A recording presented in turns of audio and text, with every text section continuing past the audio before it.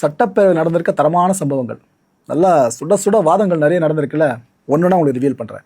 முதல்ல நீங்கள் பார்க்க போகிறது, போதை தடுப்புக்கு திமுக பெருசாக அந்த ஆக்ஷன்லாம் எடுக்கல அப்படின்னு போகிற போக்கில் ஒரு விஷயத்த சொல்லிட்டாருங்க அமைச்சர் விக்னேஷ். அதுவும் சில விஷயங்களை நாங்கள் தான் பண்ணியிருக்கோம், ஜெயலலிதா அவர்கள் கொண்டு வந்திருந்த மாதிரி சொல்லி விட்டாப்புல. ஸோ டிஎம்கே எதுவுமே பண்ணலன்ற மாதிரி தோனி வந்துருச்சா. இதில் கடுப்பான எதிர்க்கட்சி தலைவர் உதயநிதி ஸ்டாலின் அவர்கள் எழுந்து என்ன சொன்னாப்புல, அது எங்கள் திட்டங்க, தெரிஞ்சுட்டு பேசுங்க அப்படின்னு எரிஞ்சு விட்டாரு. மாண்புமிகு எதிர்க்கட்சி தலைவர் சொன்னாரு, இந்த மாதிரி 15 காவலர்களுக்கு சிறப்பு விருது கொடுத்தோன்னு. இது ஒன்றும் புதிய நடைமுறை கிடையாது. வருடம் புரட்சி தலைவி அம்மா காலத்திலிருந்தே இது கொடுத்துட்டு தான் வராங்க. அதனால போதை தடுப்புக்கு எந்த ஒரு நடவடிக்கையும் எடுக்கல. எதை வச்சு சொல்றேன்னா, அந்த கஞ்சா உட்பட பல பொருட்களை பறிமுதல் பண்ணாங்க. நாங்க இந்த 100 நாட்கள் அதை விட அதிகமா நம்ம தமிழக வெற்றி கழகம் ஆட்சி பறிமுதல் பண்ணியிருக்கு. அதுக்கான டேட்டாவை மானிய கோரிக்கையில நிச்சயம் நாங்கள் சொல்லுவோம். மாண்புமிகு எதிர்க்கட்சி தலைவர் முடிச்சிடலாம், 1 மணி நேரம் சொல்லுங்க. என்ன தவறான தகவலை இங்க பதிய வைக்கிறீங்க? இந்த திட்டத்தை கொண்டு வந்தது எங்களோட தலைவர் 2023ஆம் ஆண்டு தான் அறிமுகப்படுத்தப்பட்டது. எல்லாம் தெரிஞ்சுட்டு பேசுங்க. ஒரு டிபேட் ரொம்ப நாளாக போயிட்டு இருந்துச்சு, கவனிச்சிங்களா சோஷியல் மீடியாவில்? அது என்னங்க, சிஎம் உள்ள வராப்புல என்ட்ரி கொடுத்ததும் எல்லாருக்கும் வணக்கம் வைக்கிறாரு. ஆனால் எதிர்க்கட்சி தலைவர் உதயநிதி ஸ்டாலின் அவர்கள் மட்டும் ஒரு மாதிரி உட்காந்துருக்காரு. ஒரு பண்பு வேணாமா, இப்படிலாம் இருக்கலாமா? சிஎம் வந்தால் உள்ள எழுந்து நிற்கணும் தானே, அதே அவர் நிற்கலன்ட்டு அது சட்டமாக பல பேர் நினச்சி பேச ஆரம்பிச்சிட்டாங்க. அதுக்கு ஒரு தெளிவான விளக்கம் அவையில் கிடச்சிச்சிங்க. இந்த விளக்கம் கிடைக்க காரணம் யார் தெரியுமா? அறநிலைத்துறை அமைச்சரான ரமேஷ் அவர்கள். இவர் என்ன சொன்னார், சிஎம் அவர்களுக்கு எதுக்காக எதிர்க்கட்சி தலைவர் அவர்கள் உரிய மரியாதை செலுத்துறதே இல்லைன்ற மாதிரி தன்னோட ஆதங்கத்தை பதிவு பண்ண ஆரம்பிச்சிட்டார். 2வது டே அவர் கட்சியோட லீடர், இப்போ ஒரு அமைச்சராக இருக்க காரணம் இவங்களோட உழைப்பு, இவங்களோட செல்வாக்கு, இவங்களோட முகம் எதுவுமே கிடையாது. தாவேக்கா பொறுத்த வரைக்கும் விஜய் என்ற அந்த ஒற்றை நபர் மட்டும்தான். அவரால் தான் இத்தனை பேர் அங்கே அமைச்சராக இருக்காங்களா, அதில் மாற்று கருத்துல இல்லை. ஓகே, ஸோ அந்த விசுவாசம் கருதி அவர் இந்த வார்த்தைகளை சொன்னாப்புல. உடனே அண்ணவோ பன்னீர்செல்வம், சட்டப்பேரவையில் அவருக்கு தெரியாத விஷயமா, அவருக்கு இல்லாத அனுபவமா, அவர் என்ன சொல்ல ஆரம்பிச்சிட்டாரு, ஏங்க இந்த பேரவையில் எல்லாரும் எழுந்து நின்று மரியாதை செலுத்துறோம் அப்படின்னா அது சபாநாயகர் அவர்களுக்கு தான். ஸோ பேரவை தலைவருக்கு மட்டும்தான் எழுந்து நிற்கணுமே தவிர எதுக்குங்க மற்ற விஷயன்ற மாதிரி அவர் சொல்லிட்டாருங்க. ஸ்கோர் பண்ணிட்டாப்புல. இன்னும் உங்களுக்கு ஓப்பனாக சொல்லணும், இதுக்கப்புறமா சபாநாயகர் என்ன தெரியுமா சொன்னார், சிஎம் வர்றப்போ கட்டாயமாக எழுந்து நிற்கணும் அப்படின்ற அவசியம் இல்லைன்னு சொல்லிட்டு ஒரு விளக்கத்தையும் பதிவு பண்ணாப்புல சபாநாயகர் பிரபாகர் அவர்கள். சட்டமன்றத்தின் முதல் முறை உறுப்பினராக இருக்கக்கூடிய நான் ஒரு சிறிய வேண்டுகோளையும் வைத்துக் கொள்றேன் இந்த நேரத்தில். எப்படி கண்ணியம் குறித்து அண்ணன் எங்களுக்கு எல்லாருக்கும் சொன்னாரோ, அதே போல தங்கள் கட்சியினுடைய மாண்புமிகு எதிர்க்கட்சி தலைவருக்கும் சிறிதளவு அதை நீங்கள் சொல்லிக் கொடுக்க வேண்டும் அப்படின்னு நான் கேட்டேன். ஏன் அப்படின்னா, ஏன் சொல்றேன் ஏன்னு சொல்றேன், காரணத்தை சொல்றேன். 8 கோடி மக்களின் பிரதிநிதியாக இருக்கக்கூடிய மாண்புமிகு முதலமைச்சர் அவர்கள் அவைக்குள்ளே வரும் பொழுது அமர்ந்திருக்கக்கூடிய எதிர்க்கட்சி தலைவருக்கு அந்த கண்ணியத்தை சொல்லிக் கொடுத்து 8 கோடி மக்களின் முதலமைச்சருக்கு அந்த மரியாதையை தர வேண்டும் என்ற கண்ணியத்தை சொல்லித்தர வேண்டும் என்பதை பேரவைத் தலைவர் வாயிலாக தெரிவித்துக் கொள்கிறேன். ஸோ இதுக்கப்புறம் இந்த எழுந்து நிற்கிற சார்ந்த டிபேட்டு சோஷியல் மீடியாவில் ஓடாதுன்னு நினைக்கிறேன். ரைட்டு, இதுக்கு முன்னாடி மைக் வேணாப்பா அப்படின்ட்டு மறுக்கப்பட்ட அமைச்சர்கள்லாம் 2 பேரும் சொல்லுவோம். ஒருத்தர் நிர்மல்குமார், இன்னொருத்தர் ஆதவர்ஜுனா, அமைச்சர்கள் 2 பேரும். இப்போ இந்த லிஸ்ட்டில் 3வதா அமைச்சர் ரஞ்சித் அவர்களும் சேர்ந்துருக்காங்க. என்னாச்சு, திமுக எம்எல்ஏ ராமச்சந்திரன் இருக்கார்ல, அவர் கலைஞர் அவர்கள் சார்ந்து ஒரு சில விஷயங்கள் எடுத்து வச்சாப்புல.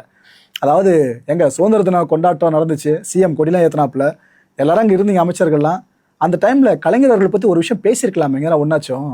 ஏன்னா இப்போ எல்லா மாநிலங்கள்லையும் சுதந்திர தினம் சார்ந்து கொடி ஏற்றுறீங்கன்னா அதுக்கு காரணம் கலைஞர் தாங்க, அவர் இல்லைன்னா எப்படிங்கிற சாத்தியன்ற மாதிரி உணர்ச்சிவசப்பட்டு பேச ஆரம்பிச்சிட்டாப்புல. கூடவே என்ன சொல்லிட்டாரு, அப்பாவை காணோம் அப்படின்னு சொல்கிறீங்களா, அவைக்கு அவர் திரும்ப வருவார், வர்றப்போ நீங்களே இருக்க மாட்டீங்க அப்படின்னு கிட்டத்தட்ட ஒரு சபதம் தோணியில் ஆனால் ராமச்சந்திரன் பேசினார்.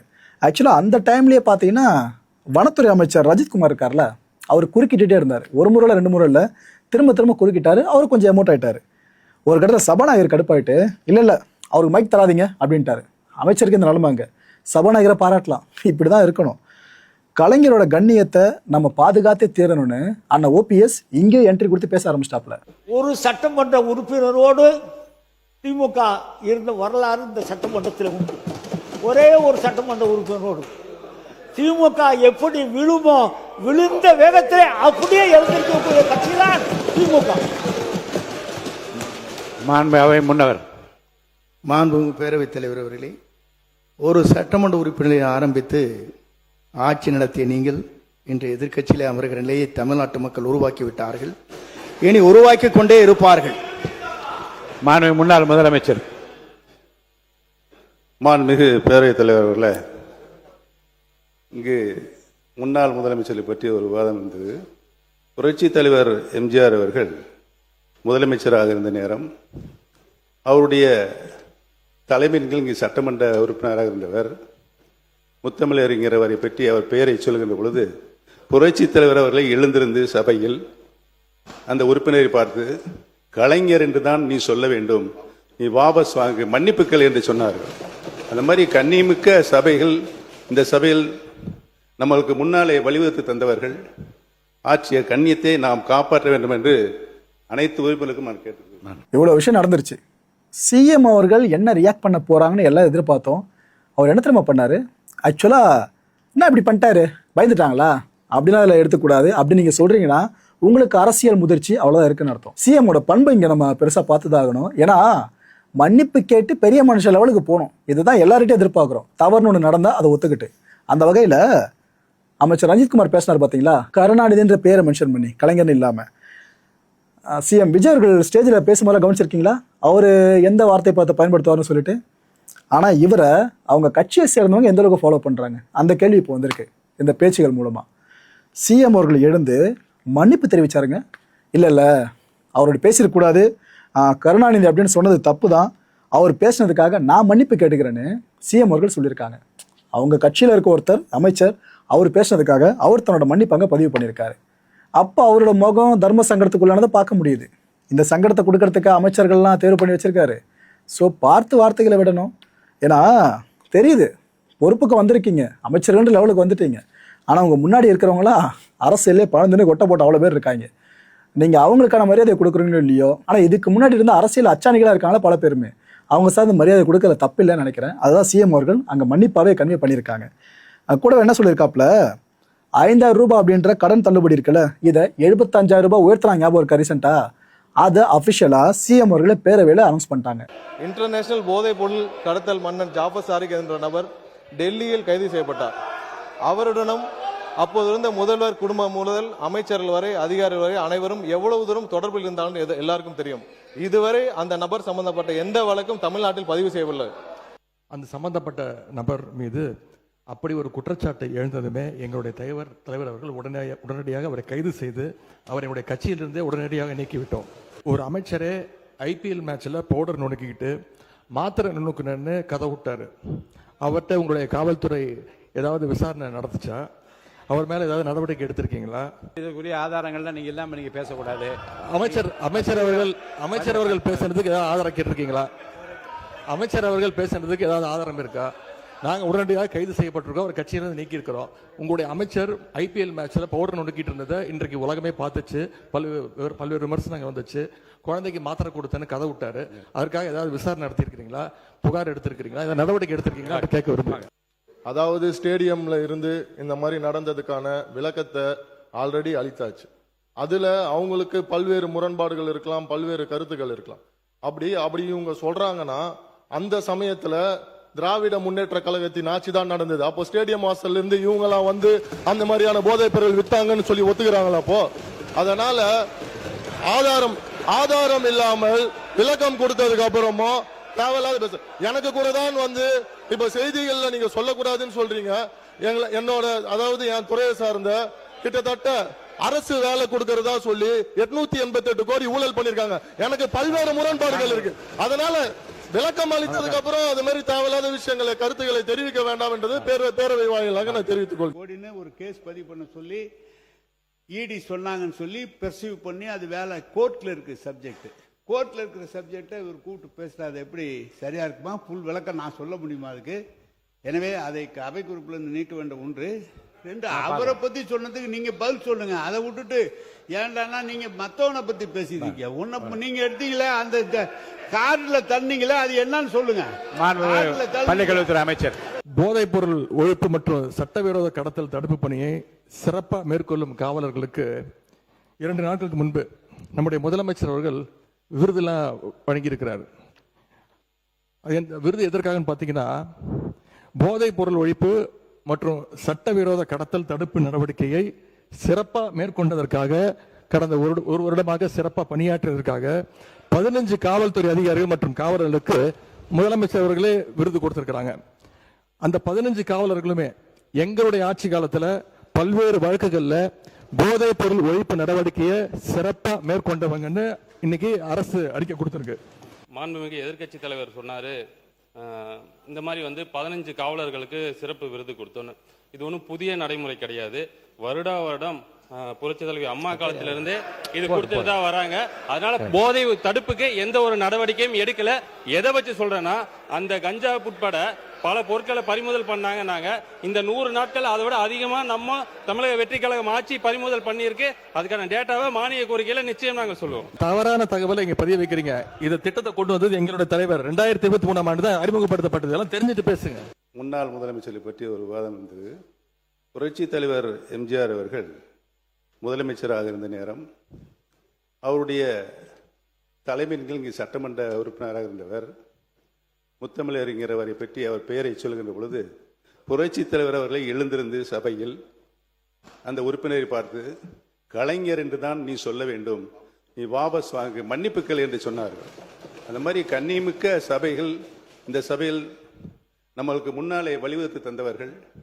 ஆட்சிய கண்ணியத்தை நாம் காப்பாற்ற வேண்டும் என்று அனைத்து உறுப்பினருக்கும் நான் கேட்டுக்கிறேன். சிறிது நேரத்திற்கு முன்பாக பேசிய முன்னாள் முதல்வர், அவையின் மூத்தவர் அண்ணன் OPS அவர்கள் சட்டமன்றத்தின் கண்ணியம் குறித்து நமக்கெல்லாம் சொல்லிக் கொடுத்திருந்தார். உண்மையில் முடிச்சிடறேன், சம்மதம் இல்லைங்க,